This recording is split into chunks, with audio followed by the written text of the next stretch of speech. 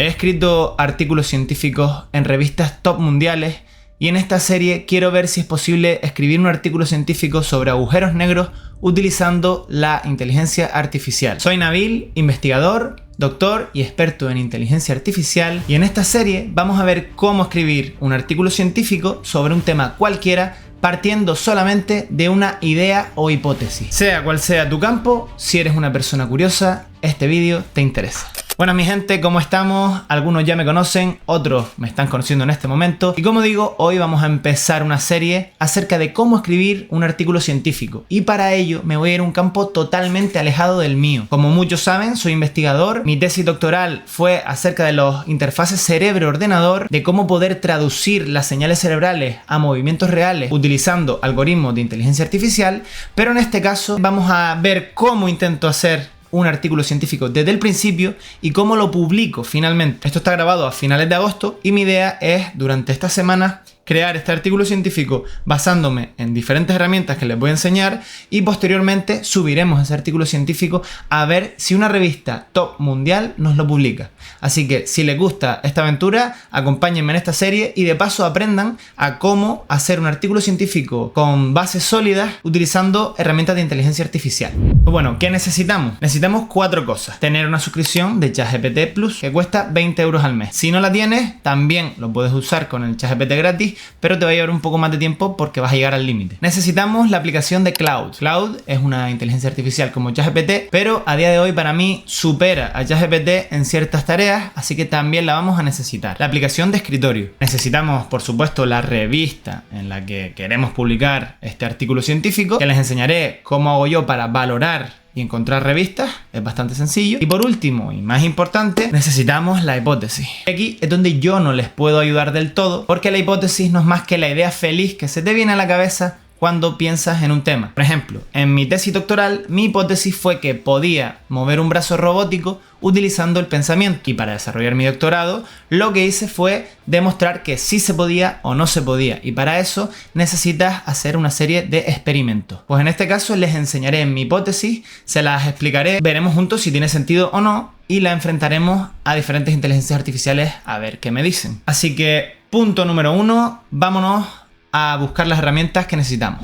Primero, chatgpt.com. Esta se la saben, no creo que haga falta explicarlo mucho, pero por si alguna persona no se ha enterado, aquí tenemos ChatGPT y dentro de la parte de más tenemos búsqueda en internet, investigación avanzada, añadir fotos y archivos. Esta va a ser nuestra herramienta para interactuar, o al menos una de ellas. Como pueden ver, hay diferentes planes. Está el de 8 € y está el de 229. Aquí les dejo un vídeo en el que explico las diferencias entre el de 20 y el de 220. Pero vamos, básicamente que con el de 23, ahora mismo para lo que lo queremos, nos vale.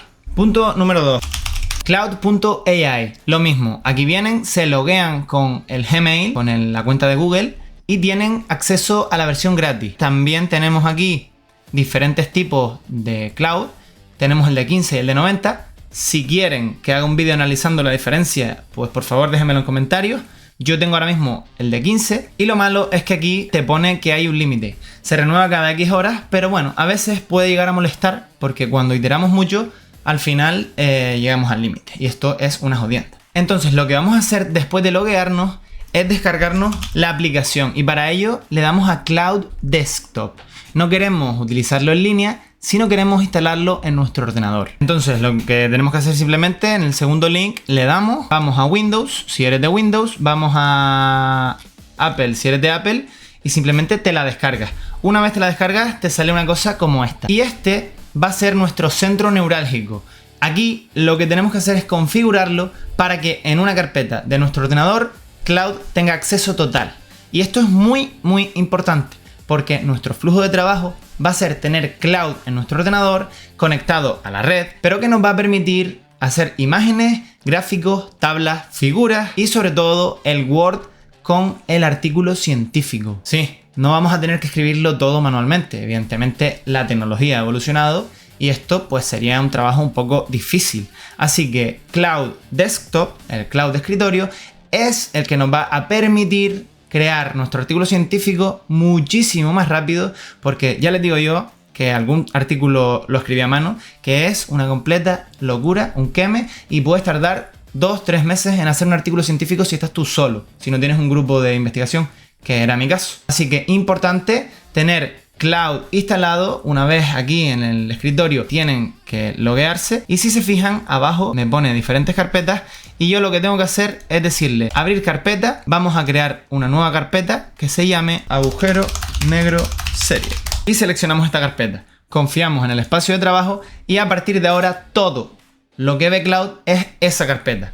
Si nosotros ampliamos a otras carpetas, pues se nos ampliará, pero vamos a trabajar en esta. Tenemos el ChatGPT totalmente funcional, tenemos nuestro Cloud Desktop y ahora vamos a ver en qué revista vamos a subir este artículo, a ver si nos lo publica. Para ello, volvemos al navegador, volvemos aquí y ponemos JCR, que es el Journal Citation Reports. Esto, para el que no esté familiarizado, quiere decir que en el mundo científico tenemos muchos tipos de artículos, pero hay unos que tienen una estrellita especial, una estrellita que le da el aval, la confianza, para que cuando tú veas esa revista digas, vale, es una revista seria, es una revista revisada por pares y es una revista que se llama indexada. Entonces, en el Journal Citation Reports aparecen solo revistas indexadas. Y luego dentro del Journal Citation Reports hay un ranking. Las 25 primeras se conocen como revistas Q1, el 25% primero, el cuartil 1. Las revistas Q1 son las top del mundo. Las revistas Q2 son de la 25 a la 50 en este caso, o de la 26 a la 50 en este caso. Las Q3 así sucesivamente, las Q4 son peores que las Q1. Y luego ya, si te quieres tirar el triple, está los D1, que son el decil, las 10 primeras revistas, o el 10% superior, que ya hablaríamos de Super Q1, revistas top mundiales que a todos nos sonarán como Nature o Science. Entonces lo de siempre, venimos aquí, hacemos login, yo tengo mi cuenta, si no tienes cuenta simplemente pues te puedes registrar y aquí vamos a consultar revistas. Por ejemplo, para que se hagan una idea, Science es una revista mundialmente conocida, la típica que cuando eras chico la veías en el aeropuerto. Si se vienen por aquí, ven que aquí pone que es la número 3 de 140. Siempre van un año por detrás. Ahora está el ranking de 2025 porque ya acabó el año, pero el de 2026 no ha acabado. Vemos que es la número 3. Es una Q1, es la 3 de 140, es una revista super top mundial en ciencias multidisciplinarias. Dentro de las revistas pues hay varias categorías. Algunas son de neurociencia, psicología, etc. Entonces, en una primera aproximación vamos a preguntarle a nuestro ChatGPT revistas relacionadas con el mundo de los agujeros negros y a ver qué me dice. Oye, Chati, quiero subir un artículo a una revista indexada Q1 sobre agujeros negros. ¿Qué revistas me recomiendas? Vamos a buscar solo revistas indexadas Q1 que sean asequibles. Le damos a ver qué nos dice y ya nos arroja resultados, el panorama actual, Q1, agujeros negros, gastar lo mínimo posible. 3.000, 4.000 euros sale una publicación. Si hago una publicación en la Q1, espero que la universidad me pague la publicación, si no, estamos jodidos. Pero vamos, que tenemos varias de ellas y vamos a buscarlas. Astronomía y astrofísica. Entonces venimos aquí, buscamos astronomía y astrofísica y vamos a ver qué nos depara esto. Tiene un índice de impacto 6,1. Es una Q1, está en el percentil 83, es decir, por encima de 75 ya es una Q1, así que es una opción bastante viable. Otra es Physical Review y aquí tenemos distintos encajes y ahora les cuento la hipótesis, pero tiene que encajar con agujeros negros y dimensiones. Veo que aquí hay bastante de teoría, esto es más observacional. Vamos a ver qué tal esta revista. Physical Review 5,3. Es una Q1, está en el límite de las Q1 y aquí es una Q1 también en física, partículas y campos. Y aquí en astronomía y astrofísica es una Q1. Esta va a ser nuestra revista objetivo. Entonces ahora lo que tengo que hacer es ir a la página de la revista. Aquí pues tendrá un montón de artículos, pero nos vamos a descargar 3. ¿Por qué? Para que la IA entienda cómo es un artículo de esta revista y entonces adecuarnos a ese artículo. Pero vamos, que aquí tenemos 3 artículos. Me voy a descargar uno a través de mi universidad. Si tú no tienes una institución, hay páginas. Uy, se me abrió una ventana emergente. Entonces, una vez tenemos el artículo, vamos a añadirlo artículo 1. Vale, pues ya estarían los 3 artículos descargados. Los podemos ver en la carpeta. Y ahora es cuando viene lo bueno y es la hipótesis. Si tú quieres hacer un artículo científico, pues evidentemente tienes que tener una idea original que no se haya experimentado antes. O si se ha experimentado, pues que sea algo diferente. Como persona curiosa, muchas veces tengo en un blog de notas ideas que se me van ocurriendo. Estoy caminando, estoy aburrido, estoy en un avión, estoy haciendo algo y se me ocurren ideas. Yo las apunto en mi blog de notas y digo, bueno, algún día, en algún momento, cuando yo tenga tiempo, indagaré sobre el tema. Y en el tema de los agujeros negros, que encima veo un montón de vídeos, ya ni te cuento las cosas que se me ocurren, que muchas veces no tienen ningún tipo de sentido, otras yo creo que tienen sentido. Si hay algún físico viéndome, lo siento en el alma, esto es una tirada de triple que creo que tiene sentido, igual tú lo estás viendo y me corriges. Mi hipótesis, me voy a poner un poco científico loco, pero si no te gusta le puedes dar para adelante. Un agujero negro es una región del espacio en la que la velocidad de escape, tú en la Tierra utilizas una velocidad y hay un momento en el que la velocidad es tan grande que te vas a otro lugar. Y te vas al espacio infinito, porque vences a la gravedad de la Tierra. Llega un momento en el que en una estrella de neutrones la gravedad es tan grande que colapsa la propia gravedad y supera a esa velocidad de escape. De modo que nada puede ir más rápido que la velocidad de la luz y por lo tanto no existe a día de hoy nada que se escape a esa velocidad de escape, valga la redundancia, y por lo tanto ni la propia luz se puede ir de esa pelota, digamos, que está muy comprimida en el espacio. Como la luz no puede irse, no se ve porque no emite luz y por lo tanto lo llaman agujero negro. Luego posteriormente viene Stephen Hawking y demuestra que esos agujeros negros emiten cierta radiación a la que se le llama radiación de Hawking. Me flipa, me está de la cabeza, me parece increíble que haya regiones del espacio así, pero no se conocen realmente las cosas que pasan dentro de ese agujero negro y tiene un punto en el que ya no hay retorno. Tiene lo que se conoce como disco de acreción, tiene lo que se conoce como horizonte de sucesos y a partir de ahí realmente las ecuaciones se vuelven un poco locas, la física